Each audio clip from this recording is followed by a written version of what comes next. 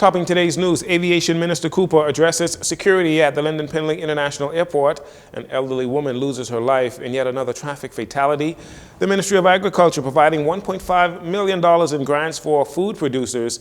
And the Valley Boys Junkanoo saga now involves a fight between the government and the JCNP.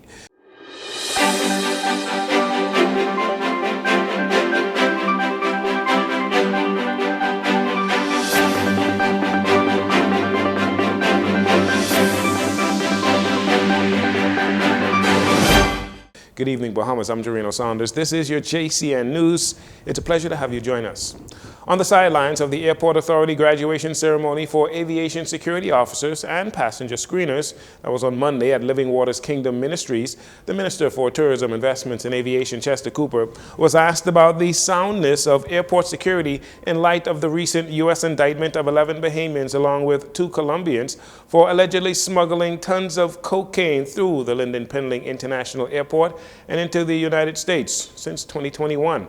Among those arrested was Chief Superintendent of Police Elvis Curtis, who was in charge of the Royal Bahamas Police Force Air Wing at LPIA. Cooper says while internal airport security and the Royal Bahamas Police Force may work together for overall security at the airport, he noted that they are 2 different entities. Conflate these issues, what might be in the public domain versus who has responsible for internal airport security at LPIA. The police, of course, has a responsibility that is separate and apart from the aviation infrastructure. Naturally concerned, we're taking steps to address the issues that we've been made aware of. We will learn from those lessons, the information that's provided to us, and if necessary, we will make corrective steps. I anticipate that moving forward, that all of this will unfold in time.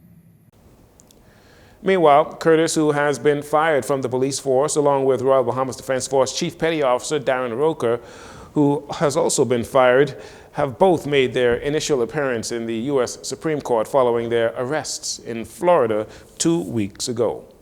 Meanwhile, after initially refusing to discuss the actions by the official opposition in the House of Assembly last Wednesday, when the FNM Deputy Leader Shannon Dawn Cartwright tossed the Speaker's mace out of the window and the opposition members escorted from the House by police, Deputy Prime Minister Chester Cooper broke his silence on Monday.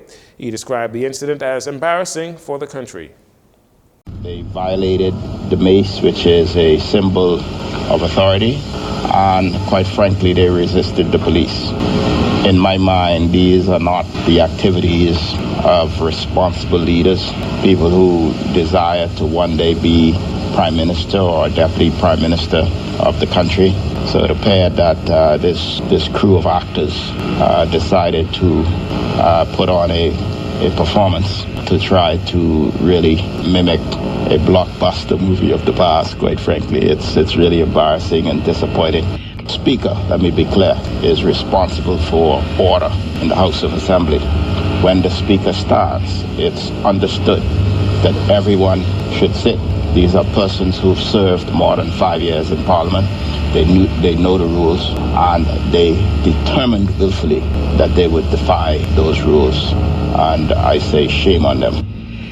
The Deputy Prime Minister, who was speaking on the sidelines of the Airport Authority security officers and passenger screeners graduation ceremony, defended the Speaker of the House, Patricia DeVoe, and says he will support whatever decision she makes regarding the opposition's behavior last week. Many in the public are waiting anxiously to hear what the Speaker has to say when parliamentarians return to the House of Assembly on Wednesday. A 74-year-old woman died last night when her car crashed into a wall at the junction of Cowpen Road and Faith Avenue. The accident occurred sometime around 8 p.m. Police say the woman was driving east on Cowpen Road in a black Hyundai Accent when she lost control of the vehicle and crashed into a wall.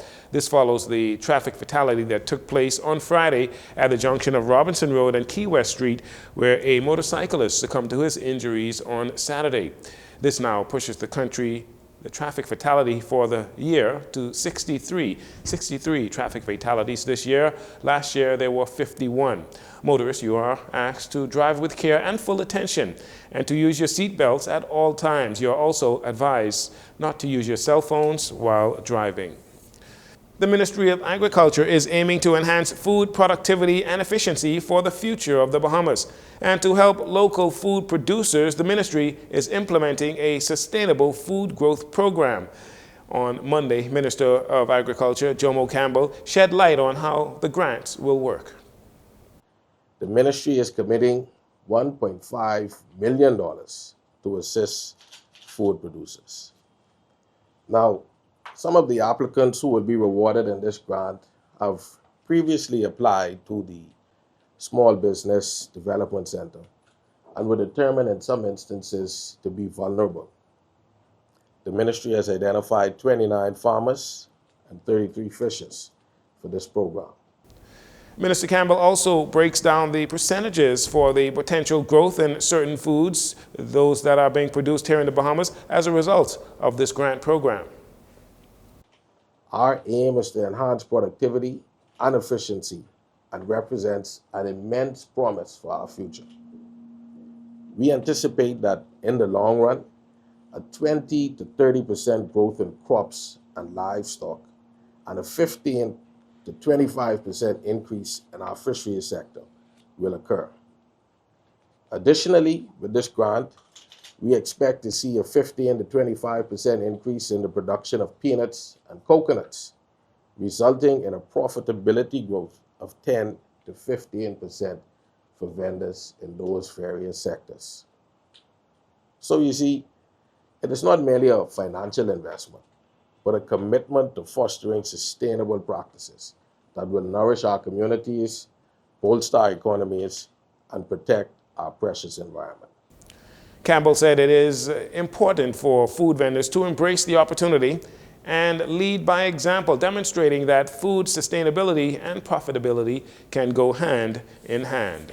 And finally, in this segment, following a statement released by the Office of the Attorney General on Sunday stating that the government supports both Valley Boy factions competing in the A category at the upcoming Boxing Day and New Year's Day Junkanoo parades, the Junkanoo Corporation of New Providence threatened to postpone and then cancel both parades due to interference by the government. The JCNP had already ruled that only the world-famous Valley Boys would rush in the A category and the Way Forward Valley Boys would rush in the Fun category. After this announcement by the chairman of the JCNP, Dion Miller, the Office of the Attorney General released yet another statement on Monday, advising the JCNP that it does not have the power to postpone or cancel Junkanoo parades, which belong to the people. The Attorney General says the current issue is strictly a legal one, arising from two groups, both claiming the name the Valley Boys. He adds that this matter is still before the courts and has yet to be resolved. In the absence of a court ruling, the Office of the Attorney General advises that allowing only one group to participate in the A category could expose the government to legal and significant financial risks. As a result, the government is advising both groups participate in the A category. Meanwhile, the Attorney General, Ryan Pinder, said the government reaffirms its commitment to working with the JCNP to manage and celebrate Junkanoo, a vital part of Bahamian culture. The JCNP canceled a press conference scheduled for Monday evening as it ponders its response to the government's very strong position. You're listening to JCN News. We'll take a break here. We'll be right back following these commercials.